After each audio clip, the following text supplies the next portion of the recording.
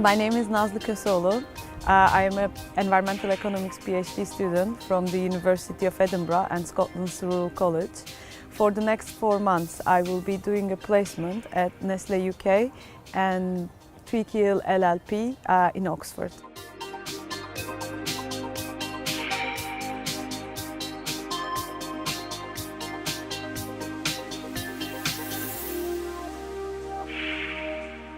My placement involved looking into governance of landscapes and how can we identify and characterize the demand of different enterprises from the landscape. During the course of my placement, I had 2 major activities. The first one was to look into the governance of lands framework. When several landscape benefits are demanded from the same landscape, how do we sustain and procure these multiple benefits and broker the resulting costs among the beneficiaries? And the second one was to design a qualitative tool for characterization of demand for land-based ecosystem services. This tool aimed to provide evidence that highlights the significance of nature in the operation of businesses, rank the dependence and vulnerabilities of different stakeholders, as well as natural assets and overall catchment, to be used in the prioritization and concentration of investment decisions.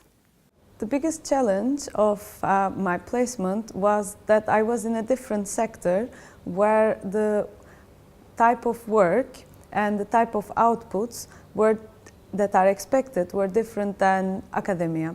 I was working in a consultancy company, and the deadlines were short, the language of communication was different, and it is a different world from academia as an overall experience, but I really enjoyed this experience. I learned that we have to prepare good and accessible business cases for each stakeholder to highlight the dependencies and risks related to nature in their operations. We can use the common language of economics to quantify their risks and benefits, to engage with them and attract their attention, how much they can save and benefit from coming together and co-investing in natural assets that are providing them a common benefit.